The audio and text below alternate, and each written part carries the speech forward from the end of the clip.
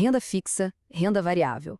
Hoje, a gente vai desvendar de uma vez por todas esses dois conceitos que são a base de qualquer papo sobre investimentos. A grande questão é sempre essa, né? Onde colocar o dinheiro para trabalhar? Esse é aquele momento em que a gente percebe que a poupança já não é mais suficiente e decide dar o próximo passo. E no fundo, investir é sempre sobre equilibrar uma balança. De um lado está a segurança, aquela paz de espírito de saber mais ou menos o que esperar. Do outro, o potencial de retorno, a chance de ver o dinheiro se multiplicar mais rápido. Entender essa dinâmica é o começo de tudo. Vamos começar pela porta de entrada da maioria dos investidores, o universo da renda fixa. Aqui, a palavra de ordem é previsibilidade. Pensa na renda fixa da seguinte forma. Quem investe está, na prática, emprestando dinheiro, seja para um banco, uma empresa ou até mesmo para o governo.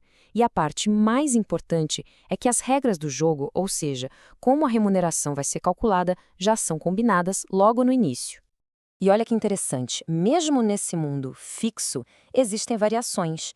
Tem o pré-fixado, que já diz a taxa exata de retorno, tem o pós-fixado, que acompanha algum índice da economia, como o CDI, e ainda tem o híbrido, que é uma mistura dos dois. Esses nomes aqui são super comuns nos aplicativos das corretoras. CDB, Tesouro Selic, LCI, LCA. No fim das contas, são só jeitos diferentes de emprestar dinheiro, cada um com suas particularidades. E um ponto bem legal é que muitos deles contam com a proteção do FGC, o Fundo Garantidor de Créditos. Beleza, agora vamos virar a chave e explorar o outro lado da história, a renda variável. Aqui, o foco muda para a oportunidade e para o potencial de um crescimento bem maior. E a regra número 1 que precisa estar bem clara é essa aí, renda variável. Bom, ela varia. E não é só para cima, não. Ela varia para cima e também para baixo. Para a gente entender isso sem complicação, vamos esquecer um pouco os gráficos e pensar numa coisa bem mais simples, a padaria do seu Manuel. Então, o seu Manuel, em vez de ir ao banco pegar o empréstimo, tem uma ideia diferente. Ele decide vender pedacinhos da padaria dele. Cada um desses pedacinhos é o que a gente chama de ação.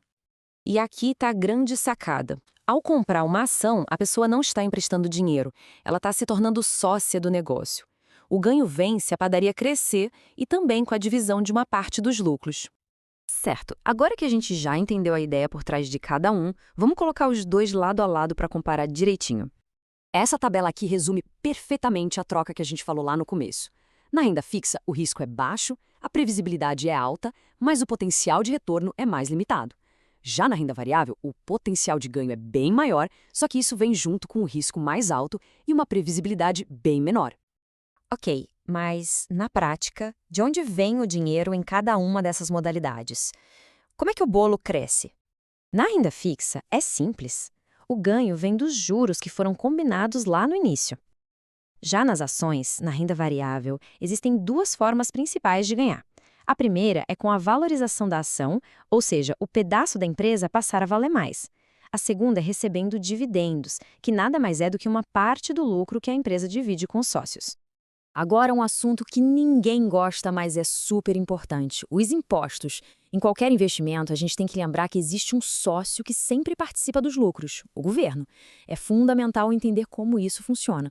Na renda fixa, a regra do imposto de renda é bem direta. Quanto mais tempo o dinheiro fica investido, menor é a porcentagem de imposto paga sobre o lucro. Simples assim. Já nas ações, o imposto sobre o lucro depende da velocidade da operação. Para quem compra e vende no mesmo dia, o famoso day trade, a alíquota é maior. Para quem compra num dia e vende em outro, o swing trade, a alíquota é menor. E tem um detalhe importante: vendas de ações até R$ 20 mil no mês têm isenção de imposto de renda, o que é uma ajuda e tanto para quem está começando. Chegamos ao ponto principal. A grande sacada não é escolher um ou outro. A verdadeira estratégia mora em como combinar os dois para montar um plano de investimentos que faça sentido. Pois é, a pergunta qual escolher talvez seja a pergunta errada. A abordagem mais inteligente não é um ou isso ou aquilo, e sim uma combinação dos dois. A palavra-chave é diversificar. E diversificar começa com autoconhecimento. Entender qual é o seu perfil de investidor. É mais conservador? Moderado? Arrojado? A partir daí, a ideia é nunca colocar todos os ovos na mesma cesta, sabe? Espalhar os investimentos é o que ajuda a proteger o patrimônio. Olha só um exemplo prático. Uma carteira moderada poderia ter, sei lá, 60% em renda fixa, para garantir a segurança, e 40% em renda variável, para buscar aquele crescimento extra. É esse equilíbrio que faz a diferença. E para quem está começando agora, um conselho bem comum é: comece pela renda fixa. Vá construindo uma base sólida, mais segura, enquanto continue estudando e aprendendo sobre as outras possibilidades. No fim das contas, tudo que a gente viu aqui são as ferramentas. Mas a grande pergunta, e essa é totalmente pessoal, é: a carteira de investimentos de cada um está alinhada com seus verdadeiros objetivos de vida? Pensa nisso.